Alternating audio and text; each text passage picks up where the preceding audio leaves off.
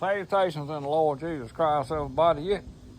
When you make plans, boy, you sure hate to change them, don't you? Especially when you're going to get up and go to WMA and start doing boot work for the upcoming small game season, which includes feral hogs.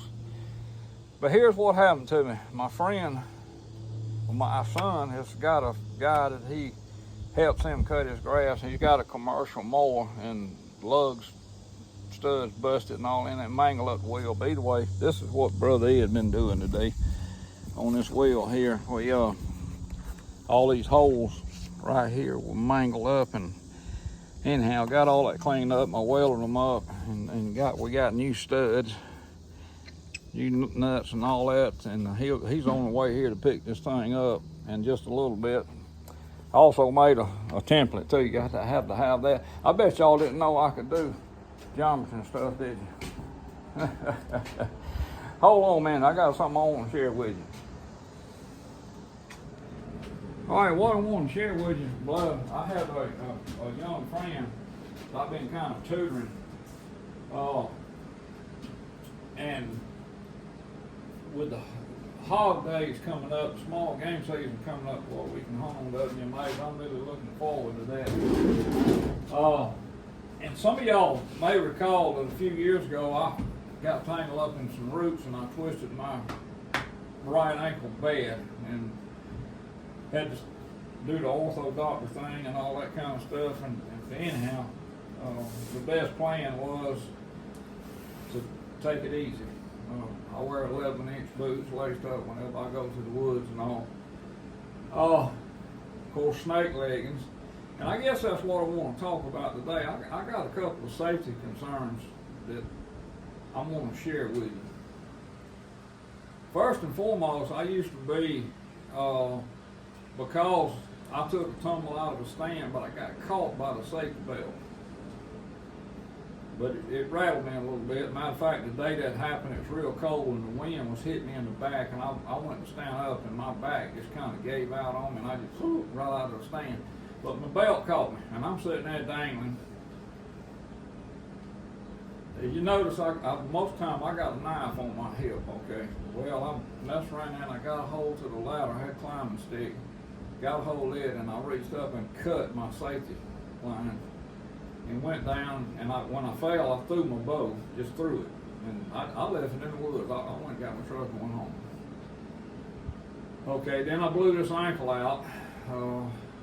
One of the best friends I got in this world has got more nuts, bolts, and screws in his back than Ace Hardware's got, because he took the tumble out of stand. So I'm always conscious of that. And for a short while, I was the chairman of the International Bowhunter Education Foundation in Georgia, which we put together classes and stuff, because back then, and I can't tell you now who and how, but places like Montana, Alaska, and several other states required you to have that bow hunter education. Not the gun, but the bow hunter education to be able to buy a bow hunting license if you went to hunt caribou or this or that or whatever. And we had a lot of fun doing that, but in that, safety was always predominant in that. So that is a real thing. To share with you personal experience from last year, and this has happened more than one time, by the way. I was hunting between the deer days. I was down there right close to the river looking for hogs on the WMA that I was going to this morning. And 3 dogs come up. One of them, big old head, about like a soccer ball, bulldog looking dog, and 2 cur looking dogs. And I backed up against a tree. And I tell you what, even if you're a big old Georgia redneck, 3 dogs sitting there eyeballing you and kind of circling around will spook you a little bit. But I'm going to fess up. Nothing really happened. They finally decided after about 10 minutes, this guy probably don't taste good or nothing, so let's leave him alone, and they left. But I had a .22 pistol in my pocket.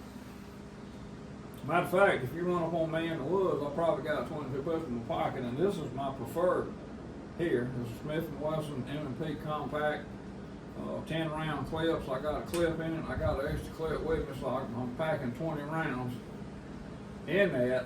I'm not hunting with it. It's for that.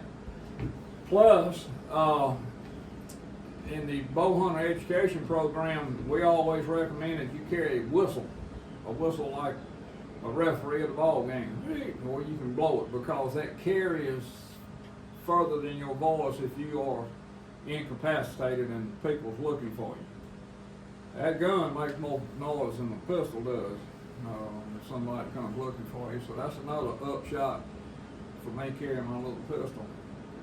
The other thing is, and this come about last year after my son researched it, and since I have taken a couple of tumbles in the woods, my wife is really insistent that I have a way to contact us or whatever if I'm conscious. The other one is this. This is a rapid radio. I mean, it looks like nothing, but I want to tell you what I know about this. It works, it bounces off cell towers. All right, now where I hunt, about half of that property you don't have a cell signal, and the other half is just mighty slim. So if you're down in the swamp and you trip up, sprain your ankle, whatever, I mean, you just better have told somebody where you was going to be, okay? Anyhow, this works. I've been down in the deepest part of the three WMAs and talked to my wife just like she's sitting right here with me with the rapid radio. Now, I'm not plugging rapid radio. I'm not advertising. I ain't getting kickback. I mean, I'm just telling you how Ed, in his older years, is kind of looking after his safety. Okay, so we're talking about safety.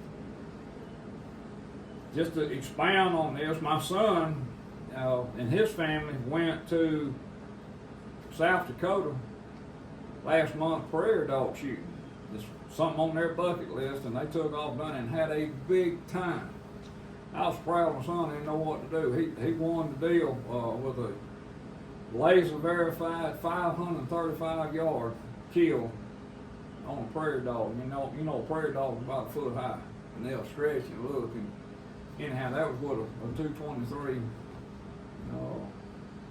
I mean, it was just a good trip for them.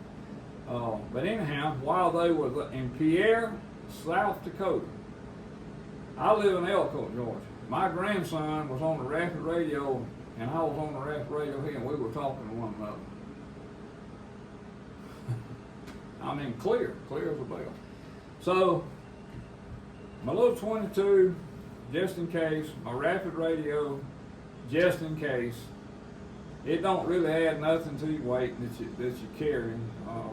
In this time of year, and it's just like Brother Robert Carter says, you need to put boots on the ground year round. And what I'm banking on, as years pass, these hogs have had the summertime to kind of calm down, the ones that in that area, and it's agriculture all around, and of course the river is the boundary on the west side. So they're relaxed. They're really not expecting a big ugly redneck with a very sharp broad head and a bow to be coming after them, but he is when the season comes in next month. We got less than a month, like I say, and the small game season will start statewide, and you can hunt hogs with small game weapons, which a bow is a small game weapon. So we're really looking forward to that. But anyway, I had the council this morning. It was beautiful this morning. It's kind of, the air was kind of dry. It was cooler. But anyway, I had to help out. You know, God says, love me with all your heart, mind, and soul, and love your neighbors yourself. And when we do that in obedience, there's a blessing coming. Trust me. There's a blessing coming. Y'all get out there and get after it. Because that's what Brother Ed's going to do.